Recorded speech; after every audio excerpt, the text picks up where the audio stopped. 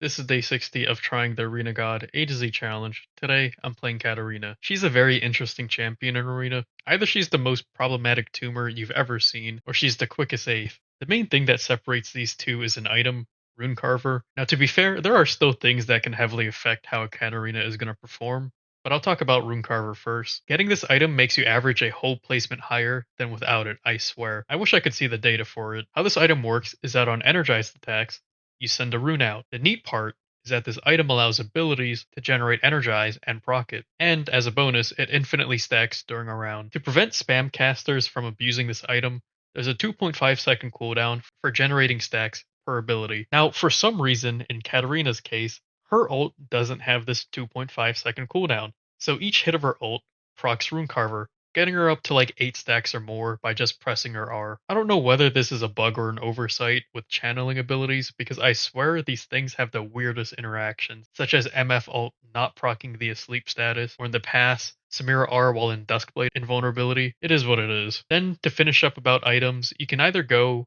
on hit, AP, or maybe even Bruiser. I don't really recommend the last one, but the other two are good options. Personally, I like full AP more, especially with Gunblade being in the game. Two other things that can heavily affect Katarina's placements are these two augments, Vulnerability and Jilled Gauntlet. With these you can one-shot in your ult, but a few other good augments are Spin to Win, Master of Duality, Mark's Mage, and Fey Magic. Basically, she has a lot of options when it comes to augments. Now that you know what makes her good and volatile to play against, let me talk about her glaring weaknesses. She's hard to play and can be punished very easily. Let's just say you were able to get Rune Carver and Katarina. If you go full brain off and you just ER into a team for a montage play, you can solo lose the round, as if they CC you out of your ult, most likely get one shot shortly after, and then your teammate gets chat restricted after witnessing that play. When playing Katarina, you need to bait out important spells and look for openings, and she doesn't have strong poke tools, which makes majority of her damage come from all in, which can be a nightmare if the enemy's out range, or if they have high damage, as Katarina is really squishy and has to stand still when ulting. To make things a little easier, I recommend a teammate that has high damage and CC,